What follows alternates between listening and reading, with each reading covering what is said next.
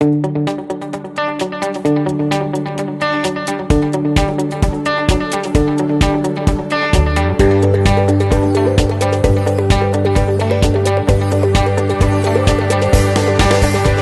everybody, it's Ade Shakoya from Agile TV at the Agile Development and Better Software Conference, Caesars Palace, Las Vegas 2012. And right now I'm with Bob Galen. How you doing, Bob? I'm doing well. How about yourself? I'm doing fine, thank you very much. And so right about now, as you know, there's people out there watching, and some people might not know who you are. So do you just want to take a couple of minutes to just tell us a little bit about yourself? Sure. I'm Bob Galen. I'm an Agile coach from Raleigh, North Carolina.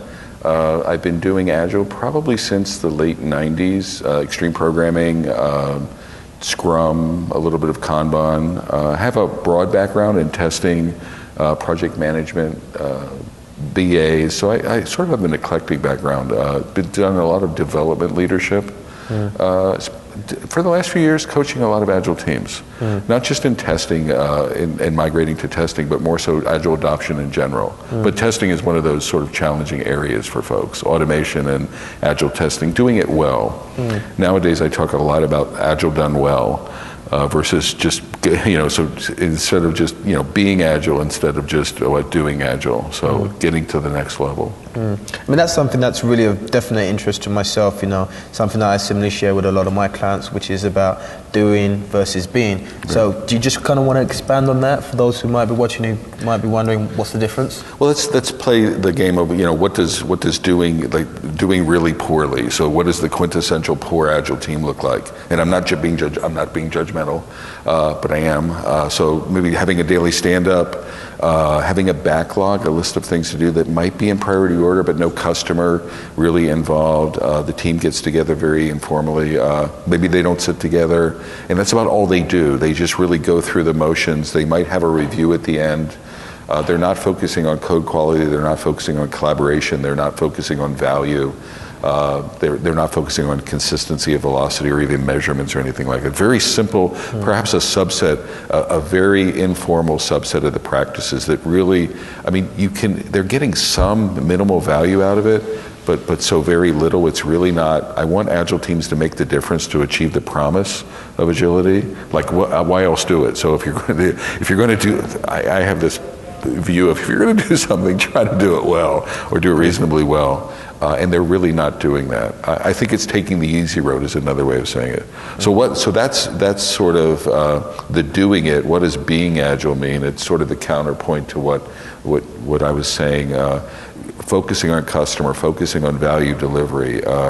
For this conference, I've been meeting a lot of developers and testers and having them effectively partner, almost breaking the barrier down. So taking the job descriptions out. So we're not talking, yes, we have skills and yes, we have, expertise, but we're combining as a cross-functional team to get stuff done and to get good stuff, to deliver value and high quality to the customer and doing whatever it takes. That says developers might test sometimes, and testers might write a little code here or there, and a product owner might, do something different. But they're keeping the customer, they're keeping the purpose in mind and really driving collaboration, high degrees of collaboration.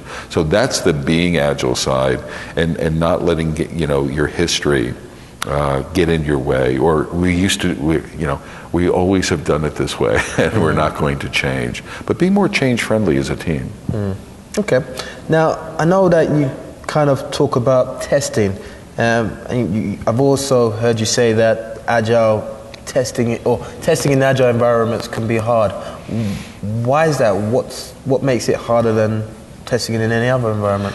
I think it's one, a lot of Agilists, and I was sharing this today, I think there's a general assumption in Agile. It was originally defined by developers. I think it has this developer-centricness to it.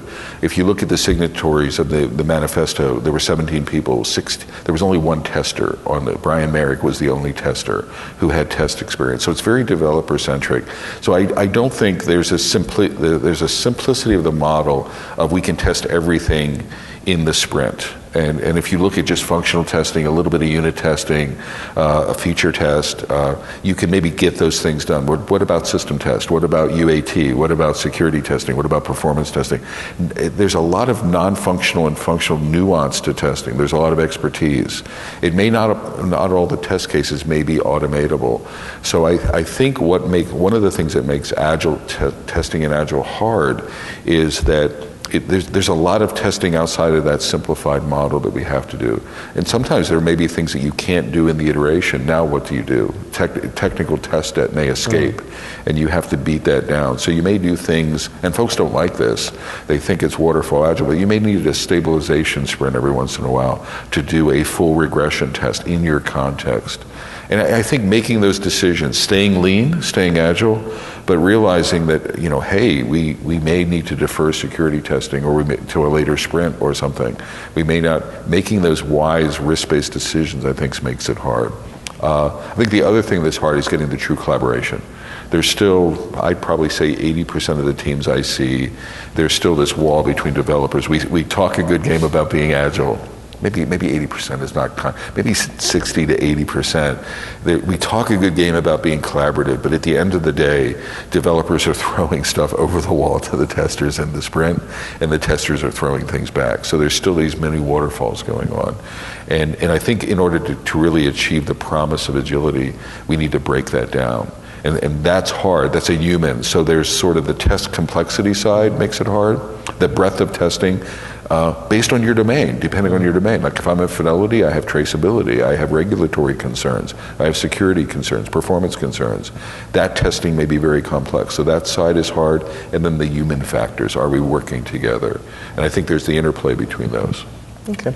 Now, a lot of talk about whether or not organizations should have automated tests in place, and what's your opinion on that? Is it something that's definitely essential for an agile environment or an organization to be more agile? And what would you say to teams out there who, for whatever reason, don't have that automated testing capability? So I'm going to do something really strange. I'm going to answer this with a very short answer. I like short answers. Yes. We need automation.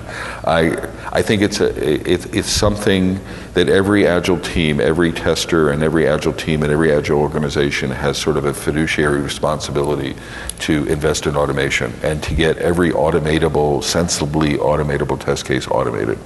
Why? So they have that safety net for speed, that safety net for feedback. Now, the rub is you may not get there overnight. So there needs to be this dogged determination, and you're not going to use any singular tool. I would not recommend one tool for it. It's not one size fits all. It's not one problem. I think the developers help with this, and the testers help with this. The teams do it, but you need automation, and you need it as quickly as you possibly can. The challenge is for teams. I was just talking to someone outside of this hall, and they have no automation. And they hardly have any test cases, and they've gone agile. So they're starting from this very low end perspective. It's going to take them time to develop an automation infrastructure, and they're talking about it and they're investing it. They have strategies around it. It's just going to take them time and patience. The short answer is yes. I don't think you have an option. To be an effective Agile team, you need high degrees of automation running. Okay, and I know in terms of Agile, the ideal situation is for us to, the teams to be co-located and in the same place. But sometimes, especially now that we have more and more dispersed teams, sometimes that's not possible. And obviously that creates its own challenges in regards to testing. Have you got any suggestions on how anybody in that situation might be able to address and overcome those challenges? The one that comes to mind is something I've been talking to a couple attendees of my sessions here just in the last the last day and a half. I hear folks talking about how distributed teams are difficult in Agile. And then they start talking about organizational decomposition. They talk about product decomposition, like creating feature teams or component teams as the solution. They also talk about tools, like getting Rally or version 1 and having distributed tools. And those are part of it. But what they're not talking about, and they don't like this, is that they use it as a get-out-of-jail-free card from my perspective, that we're distributed, so therefore we don't need to collaborate. We're distributed, therefore I can text someone in Singapore, and I don't necessarily have to know their name. I just say, hey, you, do your job. And if they don't respond in a couple of days, I have an excuse, right? Well, they're in Singapore, and they didn't respond, and it's not my bad. They're overseas. And I don't want distributed teams, even though it's harder. And I've been talking to people a lot. That's, as leaders, that's not let it be a get-out-of-jail-free card to be an excuse for collaboration. If a distributed team signs up to a sprint goal, I would like to have this view, this may be naive, that that if I have to call a partner in India at 3 a.m. to get my job done because I committed to this work, I might do what? Call them at 3 a.m. Now, I may not want to do that every day. I know it's onerous. I want people to have family lives. But I think part of distributed teams is the human factors, is buying into, if I have a distributed team, I have to work together. And I have to be collaborative. And I have to do whatever it takes, and personally, to work around time zones, to work around the impediments. Now, I can raise those impediments in retrospectives and things. And the business has to help support me. But I don't want folks just saying, well, this distribution is hard, and therefore we can't make our commitments. I hope that makes sense. Yes, definitely so.